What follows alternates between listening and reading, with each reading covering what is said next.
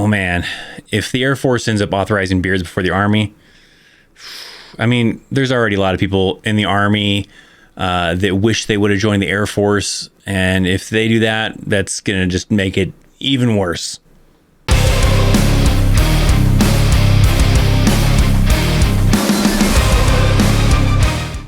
What's up, my friends, and welcome to this video. Today we're talking about some thoughts, some projected possibilities that the Air Force and actually even the Space Force might be testing beards to allow male soldiers to grow beards. This has been one of probably the number one things probably that all soldiers want, is to be able to grow facial hair. I mean, I guess other than probably more pay. They probably want more pay, and then probably a close second is probably beards, right? It's a hot commodity, big thing. You talk to any male soldier, and majority of them, I mean, not all of them, but a good vast majority of them wish that they could grow some kind of facial hair in the Army.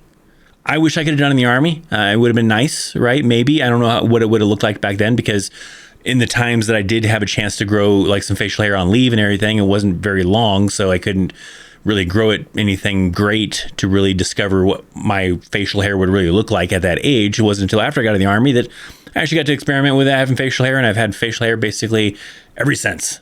But let's talk about this thing with the Air Force. So military.com put out an article saying that the Air Force and Space Force considered testing out beards. So at this point, it's really what's called a pilot program. So it's really just in testing. They are putting in the proposal to say, hey, we want to test this. We want to see what happens. What happens if we allow airmen and Space Forcians, I don't know, space people, I don't know what they called, allow them to grow some facial hair. What would that do to morale? Would that hurt anything? What's the deal? So the pilot program is not approved yet. They're trying to get it approved for them to test it. So it's not a thing yet. So they would have to go through the pilot program, do whatever studies they have to do during the pilot program with the select individuals, and then after the pilot program, make a decision if they're going to make it a permanent thing to allow all Air Force and Space Forcians to be able to, have facial hair, I guess.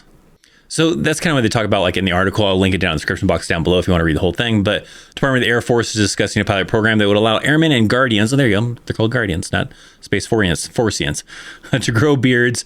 One of the most requested changes to the uniform and grooming standards among service members. So yeah, it's been a thing for a little while, right? Once the Army switched things for allowing females to have ponytails and changing a lot of things, that was the big kind of item that people were talking about. Well, what about facial hair?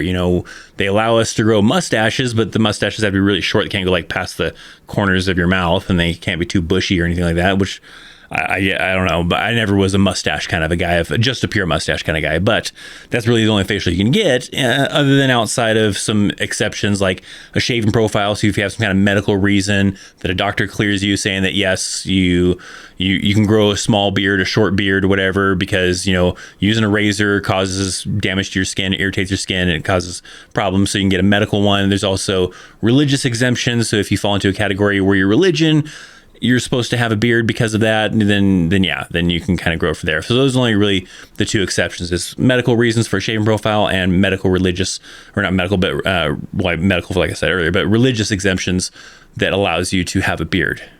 So right now it's just being discussed. They're trying to outline the terms of the pilot program to pitch it to higher Air Force and Space Force, command individuals to try to get approval for the pilot program.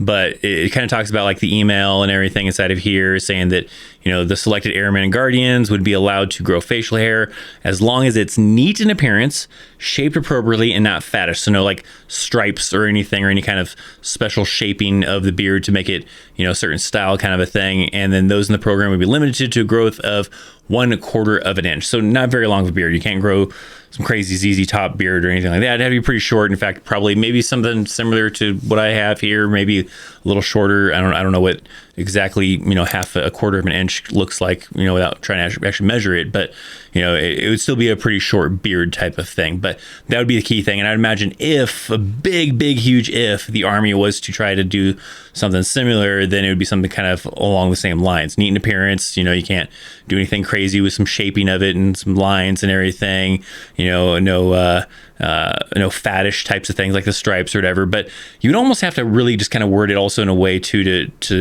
make sure that people that maybe have patchy beards, right? Maybe you're not old enough to be able to grow a full-on beard, and it grows in like sections or something like that. And there's spots where there's gonna be holes or whatever, and parts that don't really grow hair very well just yet. And so you would have to maybe kind of include that there. I mean, maybe that could be the part where it says shaped appropriately.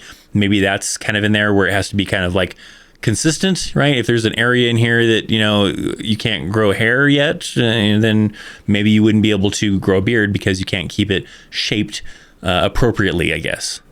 I know there's a lot of other military branches that already allow beards, so maybe I think Canadians do, I think British do. There's probably a lot of our allies that allow beards, and I know I've seen a lot of arguments, people saying that we can't have a beard because it doesn't allow the seal of the ProMass to seal properly, and that may be true. I don't know. I haven't tested that ever, kind of a thing, but easy fix to that would just be simply, okay, if we're not in the field, we're not deployed, then you can have a beard. But if we're going to be going to the field on Monday, if we're going to be deploying on Monday, then you better be clean shaved, and you got to be clean shaved for that entire field problem or the deployment or whatever the case is. So you could easily fix it, I think, that way. So if you're in garrison, you weren't in a field environment deployed, beards are okay. Outside of that, you got to keep it clean shaved and all that kind of stuff. And, I think that would be maybe appropriate.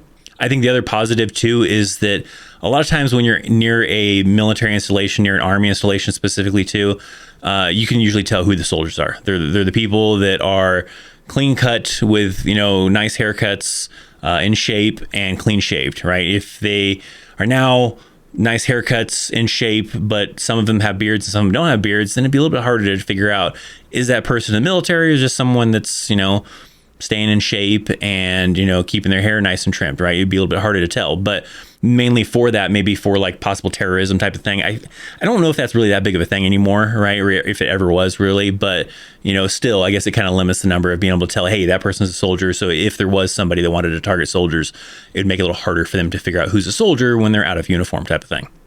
But hey, what are your guys' thoughts, right? If the Air Force starts doing it, I mean, Air Force already now allows their airmen to have their hands in their pockets, to talk on a cell phone. That was already a huge thing that people were like, man, the Air Force is just getting so much better, right?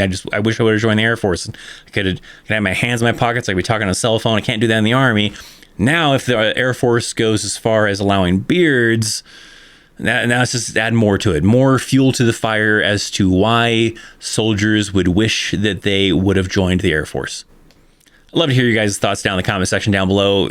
My opinion. I think it's fine. I think it would be okay, like I was talking about earlier, just not in the field and not in a deployment. If you're in garrison, grow that beard, right? And you could I would probably even be okay with a little bit longer than a quarter of an inch type of thing. I mean, maybe not ZZ top length, but if you can grow an actual beard and not be patchy, then cool. Make it neat in appearance and everything and make it look decent, which you can do, then I think that'd be just fine.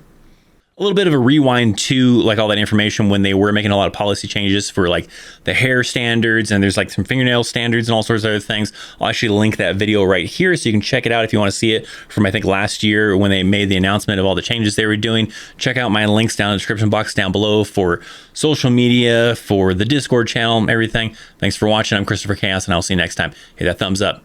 See ya.